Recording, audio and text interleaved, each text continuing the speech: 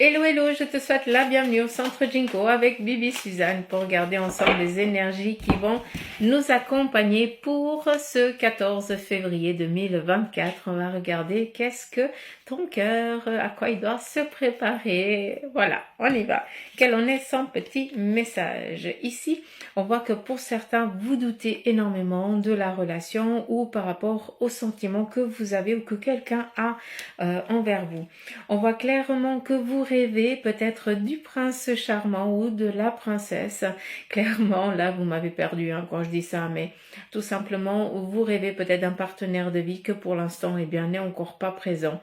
Ou en tout cas, vous doutez peut-être de votre partenaire. Peut-être qu'il est un peu distant, qu'il est pas assez présent comme vous le souhaitiez. Et cela amène un petit peu une discordance dans votre relation. Je l'entends comme ça, je vous le donne tel que je l'entends. Après, vous le prenez comme vous le voulez.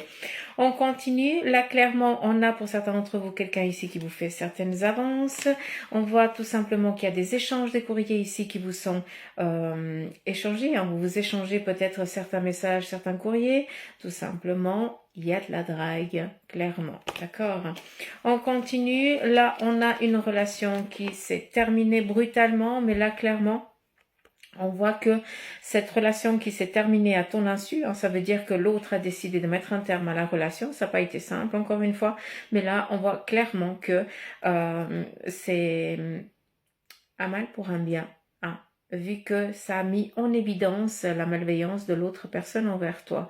Et là, j'ai l'impression qu'il y a quelque chose qui se met en place pour que tu rencontres la bonne personne. Pour moi, c'est quelque chose qui est déjà présent, d'accord? Comme si on viendrait ici guérir déjà ton cœur sans trop lui laisser le temps de commencer à tracasser un peu trop, d'accord? J'espère que vous me comprenez quand je vous parle. On continue. Là, clairement, on a la carte du diable et le 6 de bâton.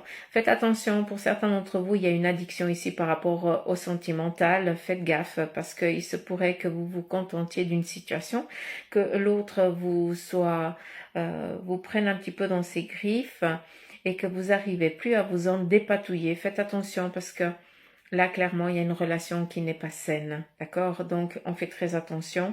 On voit que cette personne vit aussi sur votre dos. Ça veut dire qu'elle compte sur vous. Vous êtes un petit peu son larbin, vous travaillez peut-être pour lui ou pour elle, je n'en sais rien, façon de parler, mais cette personne, elle a complètement main mise sur vous, donc faites attention parce que cette relation, elle est tout sauf saine. Et pour certains d'autres, il se pourrait que la relation vous rende vraiment malade, que ça veut dire que vous êtes peut-être vous êtes avec une personne pervers narcissique, comme on le dit, donc faites attention, il y a peut-être ici besoin de demander de l'aide ou en tout cas d'aider quelqu'un qui est dans cette situation si cela vous parle. On continue sur le côté du cœur. On voit que pour beaucoup d'entre vous, il y a peut-être des sentiments naissants envers une personne. Ça fait bien longtemps, mais vous n'avez jamais osé prendre les devants. Vous n'avez jamais osé dire à la personne que vous aviez des sentiments, comme si vous vous empêchiez de vivre une vie heureuse, d'avoir le droit d'avoir une vie heureuse sur le plan ici sentimental.